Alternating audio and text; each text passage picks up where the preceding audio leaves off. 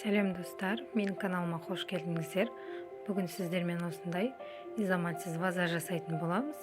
Өте оңай жолын көрсететін болам. Менің каналымнан алыстамай, видеоның соңына дейін қараңыздар.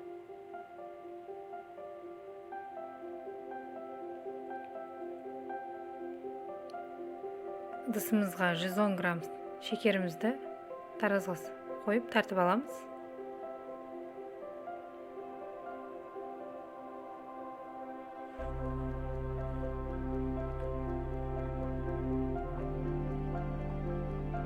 Елу грамм глюкозный сиропты қосамыз.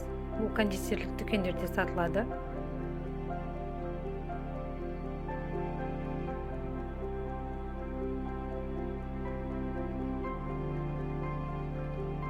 Отыз бес грамм мұздай су құямыз.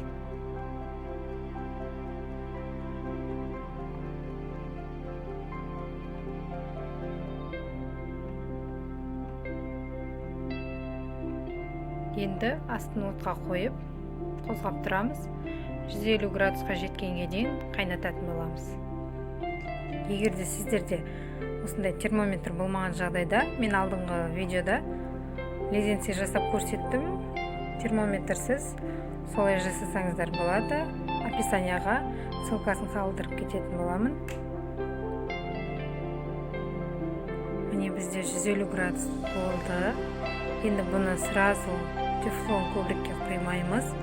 5 минуттай суытып аламыз. Егер сразу құйған жағдайларыңызда сиробымыз ақып кетіп, дұрыс шықпай қалады. Жұмыс жасау барысында қолдарыңызға байлаңыздар, бұл ыстық өте күйдіреді.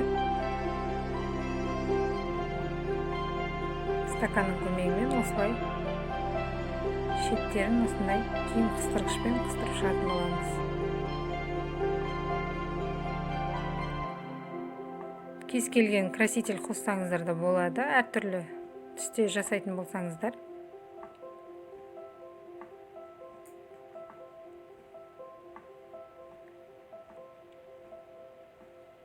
Енді бір 20 минуттай күтеміз толықтай қатқанын.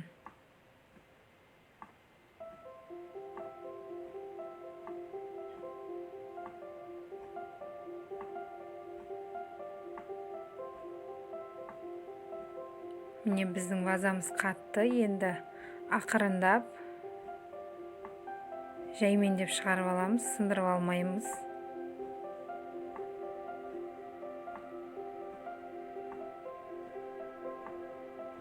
Тез сынғыш болып келеді, сол үшін ақырындап алыңыздар.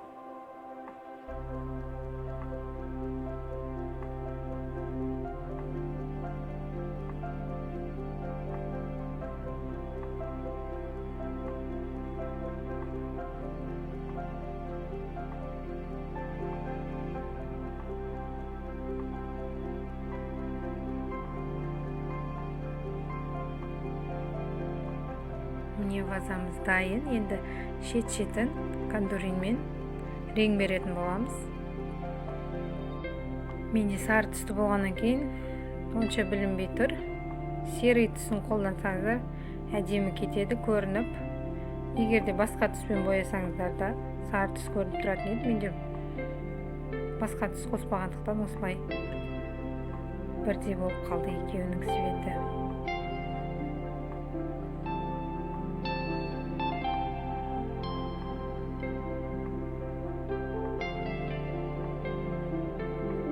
Алдағы уақытта осындай шоколадты шариктерді көрсететін боламын. Міне біздің вазамыз дайын, тортқа қоюға жарайды. Сіздер де жасап көріңіздер, өте оңай жолы. Видеоның соңына дейін қарағандарыңызға рахмет. Каналыма жазылып лайк басуды ұмытпаңыздар.